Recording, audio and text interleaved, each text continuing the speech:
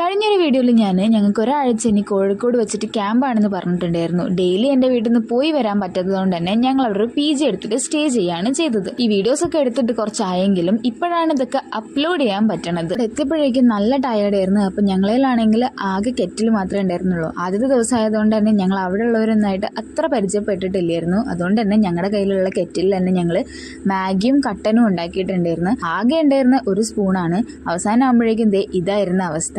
തൊട്ടിട്ട് അവിടെ ക്ലാസ് ഉണ്ടായിരുന്നു. അതുകൊണ്ട് തന്നെ ഇനി അധികം രാത്രി തിരിഞ്ഞളിക്കാൻ നിന്നില്ല. ഞങ്ങൾ എല്ലാവരും വേഗം കിടന്നുറങ്ങി. ഫസ്റ്റ് ക്ലാസ്സിന് തന്നെ ഞങ്ങൾക്ക് യൂണിഫോം ആയിരുന്നു. രാവിലെ എണീക്കാൻ എല്ലാവർക്കും നല്ല മടി ഉണ്ടായിരുന്നു. അങ്ങനെ എണീറ്റ് യൂണിഫോം ഒക്കെ ഇട്ടിട്ട് പെട്ടെന്ന് തന്നെ ഞങ്ങൾ ക്ലാസ്സിലോട്ട് പോയി. ഒരു 10 മിനിറ്റ് ഞങ്ങൾക്ക് നടക്കാനുണ്ടായിരുന്നുള്ളൂ. പിന്നെ ആദ്യത്തെ ദിവസം അങ്ങനെ ഇങ്ങനെയൊക്കെ തട്ടിയും മുട്ടിയും പോയി. അന്ന് രാത്രി ആകുമ്പോഴേക്കും ഞങ്ങൾ അവിടെ ഉള്ളവരൊക്കെ കയ്യിലെടുത്തിട്ടുണ്ടായിരുന്നു. അങ്ങനെ അവരടുക്കളയിൽ കയറിയിട്ട് ഞങ്ങൾ ഫുഡ് ഉണ്ടാക്കി കഴിക്കലും കിണറ്റിൽ നിന്ന് വെള്ളം കോരലും അങ്ങനെ അവിടെ ഫുള്ള് സെറ്റ് ആയിട്ടുണ്ടായിരുന്നു. പിന്നെ അന്നത്തെ ദിവസം അങ്ങനെ കഴിഞ്ഞ് പിന്നെ ഞങ്ങൾ വേഗം കിടന്നുറങ്ങി. നെക്സ്റ്റ് ഡേ ഞങ്ങൾ എല്ലാവരും പ്ലാൻ ചെയ്തിട്ട് കുർത്തിയായിരുന്നു ഇട്ടിട്ടുണ്ടായിരുന്നത് ക്ലാസ്സിലോട്ട് പോകുമ്പോൾ. അപ്പം ഞങ്ങൾ എല്ലാവരും കുർത്തിയൊക്കെ ഇട്ട് വീണ്ടും നെക്സ്റ്റ് ഡേ ക്ലാസ്സിന് അന്നാകുമ്പോഴേക്കും ഏകദേശം ഞങ്ങൾ ക്ലാസ്സിലൊക്കെ സെറ്റ് ആയിട്ടുണ്ടായിരുന്നു. എല്ലാവർക്കും നല്ല അടിപൊളിയായിട്ടുണ്ടായിരുന്നു. പിന്നെ അത്യാവശ്യം വേണ്ട പ്രോഗ്രാമിങ് കാര്യങ്ങൾ കോഡിങ് ഒക്കെ ആയിരുന്നു പഠിപ്പിച്ചിട്ടുണ്ടായിരുന്നത്.